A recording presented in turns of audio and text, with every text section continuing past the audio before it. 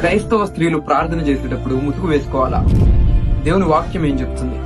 కొరింథీయులకు రాసిన మొదటి పత్రిక 11వ అధ్యాయం 5వ వచనంలో, ఏ స్త్రీ తన తల మీద ముసుగు వేసుకునక ప్రార్థన చేయనో లేక ప్రవచించునో ఆ స్త్రీ తన తలను అవమానపరచునని మనం చూస్తాము. ఇక్కడ తల అంటే గ్రీక్ లో కెఫలైన్, ఇంగ్లీష్ లో హెడ్ అని మనం చూస్తాము. అయితే ఇక్కడ తల అని చెప్తుంది భర్త గురించి. ఇక్కడ పౌలు చెప్తున్న మాట ఏంటంటే, ప్రార్థన సమయంలో భార్య ముసుగు వేసుకోకపోతే తన భర్తకు అవమానమని. సో ఒకటి, ఇది చర్చ్ లో ప్రార్థన చేసేటప్పుడు ముసుగు వేసుకోమని కాదు. అండ్ రెండోది, ఇది పెళ్లి కాని స్త్రీల గురించి అసలే కాదు. సో అసలు భార్య ముసుగు వేసుకోకపోతే భర్తకెందుకు అవమానం?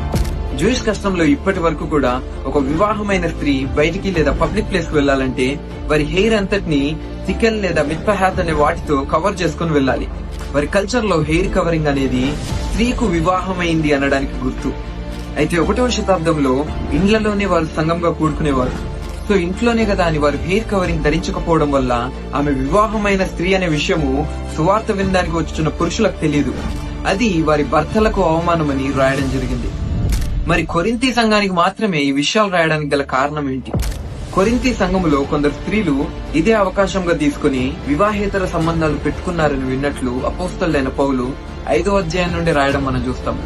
సో వారి సొంత భర్తలకు లోబడి ఉండాలని వారిని గద్దిస్తూ అపోస్తలుడైన పౌలు కొరింథీ సంఘానికి విషయాలు రాశాడు. అందుకే ముందు వచనాల్లో యేసుక్రీస్తుకు తండ్రి అయిన దేవుడు ఏ విధంగా అయితే శిరస్సు అయి ఉన్నాడో, స్త్రీకు తన భర్త కూడా శిరస్సు అయి ఉంటాడని, యేసుక్రీస్తు ఏ విధంగా అయితే తండ్రికి విధేయత కలిగి ఉన్నాడో స్త్రీ కూడా తన భర్త పట్ల విధేయత కలిగి ఉండాలని ఎక్స్ప్లెయిన్ చేశాడు.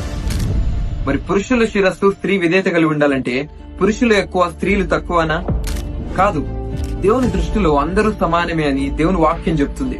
యేసు ప్రభు తండ్రికి విధేయుడై ఉన్నాడంటే యేసు ప్రభు తక్కువ, తండ్రి ఎక్కువ అని కాదు. ఇంకా క్లియర్ గా చెప్పాలంటే ఇద్దరు ఏకమై ఉన్నారని దేవుని వాక్యం చెప్తుంది. అయితే దేవుడు వివాహములో ఒక్కొక్కరికి ఇచ్చిన బాధ్యతలవి.